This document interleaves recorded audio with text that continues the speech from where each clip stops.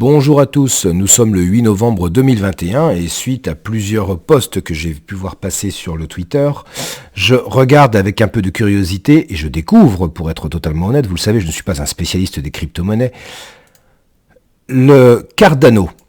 Le Cardano donc est sur les graphiques qui va être couplé à l'US dollar.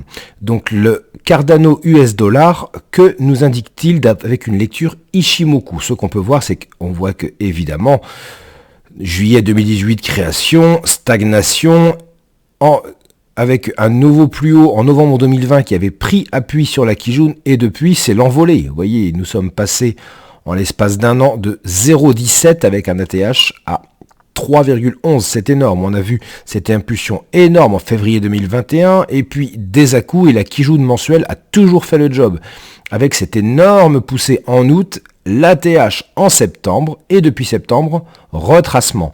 Actuellement, les prix, on est donc dans une belle tendance haussière évidemment, mais après 2 mois de baisse consécutive. Nous notons évidemment la Kijun mensuelle à 1,57 et les prix qui travaillent la Tenkan. Tenkan qui n'est pas plate, rappelons-le, donc c'est un niveau de support moins important. La bougie en cours est actuellement verte, j'allais dire, ou blanche sur mes graphiques, mais nous ne sommes que le 8 du mois. Il est donc impossible d'en tirer quelques conclusions que ce soit. Ce que je vois, c'est que nous avons eu 2 mois de respiration après un avalement haussier énorme dans une tendance haussière. Donc nous sommes bien en tendance haussière. Cet avalement haussier est loin d'être invalidé, mais pour le moment, faut-il s'enflammer? Faut-il entrer maintenant? Je n'en suis pas aussi certain sur le mensuel. Voyons ce que nous indique l'hebdomadaire. L'hebdomadaire est beaucoup moins encourageant. On voit avant toute chose un Kumo haussier, donc évidemment que nous sommes dans une tendance haussière. Toutefois, on voit bien, après la réalisation de l'ATH, la descente avec la Kijun qui a résisté 3 semaines durant et qui a cassé fin octobre. Et la semaine dernière, malgré une tentative de repasser au-dessus, elle a tenu son rôle de résistance. Les prix sont donc actuellement coincés sous cette Kijun hebdomadaire. On voit que la Chikou est dans les prix. Donc cette Kijun hebdomadaire fait son job de résistance. On voit que la Tenkan est en train de fondre sur les prix et elle pourrait venir les accompagner, appuyer dessus pour casser, vous voyez, la Tenkan mensuelle qui est au même niveau que ce plat Kijun, pour redescendre avec un premier support qui serait pour la Chikou hebdomadaire ici, ce plat Tenkan. Donc en cas, je dirais, de cassure peut-être de la Tenkan mensuelle, on pourrait venir visiter dans un premier temps. La Chikou pourrait venir au contact de sa Tenkan plate et ensuite nous aurons la Kijun mensuelle juste en dessous. Pour le moment, ce serait une vision baissière. Si en revanche les prix passent au-dessus de la Kijun, c'est une autre histoire et nous allons aller regarder en daily ce que ça nous indique. Mais pour le moment, tant que les prix sont sous cette Kijun hebdo, je reste extrêmement prudent d'un point de vue technique. En journalier, nous voyons avant tout un grand range. J'ai oublié une chose sur l'hebdomadaire, je reviens très très vite. Vous le voyez sur l'hebdomadaire, il y a eu un ancien ATH à ce niveau et une mèche qui est revenue travailler cette zone. J'ai donc défini cette zone aux alentours des 2,46, 2,50, 2,47 comme une zone de polarité, une zone de résistance des prix. Et on va la retrouver plus loin, justement sur le journalier. En journalier, je vois, vous voyez, ce niveau aux alentours des 1,90 à 93 qui fait support. Avec le twist Kubo, je définis donc un range daily avec cette fameuse zone hebdo dont je viens de parler, vous voyez, l'ancienne ATH ici, qui en est la zone d'équilibre.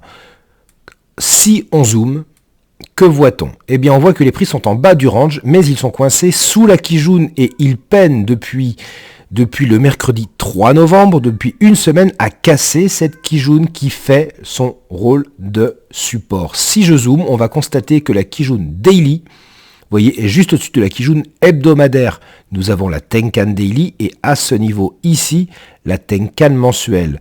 Vous commencez à en avoir l'habitude. J'ai donc défini une zone rouge entre la Kijun Daily et la Tenkan mensuelle où on retrouve 1, 2, 3, 4 supports ou résistances Ichimoku. Je ne parle même pas des extensions.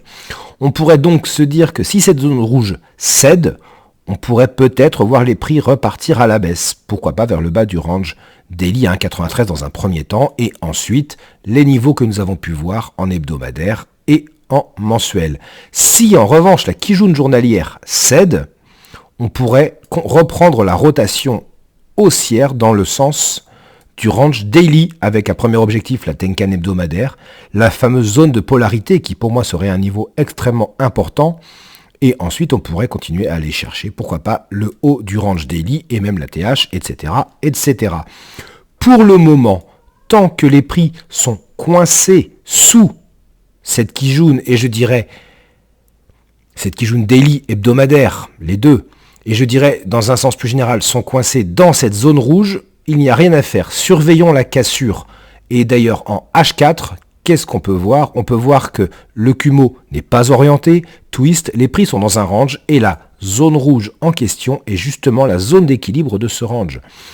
Donc, si on veut affiner un peu plus, voire trader les crypto-monnaies en intraday, on pourrait surveiller la sortie de cette zone rouge pour aller chercher dans un premier temps le haut du range H4 et après reprendre les objectifs que nous avons vus dans le plan daily. Si en revanche il y a des vendeurs à découvert sur les crypto-monnaies, la sortie par le bas de cette zone rouge, donc de la Tenkan mensuelle, vous voyez, pourrait nous occasionner un retour vers, pourquoi pas, le bas dans un premier temps du range H4 à 1,91 qui est également le bas du range daily. Et ensuite, on retrouve les supports évoqués un peu plus tôt. Voilà ce que je vois d'un point de vue technique sur le Cardano par rapport à l'US dollar. Donc, on ne s'enflamme pas, on reste à surveiller le fondamental et on attend des confirmations techniques qui, pour le moment, ne sont pas encore arrivées. Donc, on surveille, on ne s'enflamme pas, on ne se prend pas d'affect non plus pour une action, une crypto ou quoi que ce soit afin de garder notre jugement totalement objectif. On surveille la sortie de cette zone rouge et ensuite on sera fixé sur le sens à trader. Bonne journée, au revoir.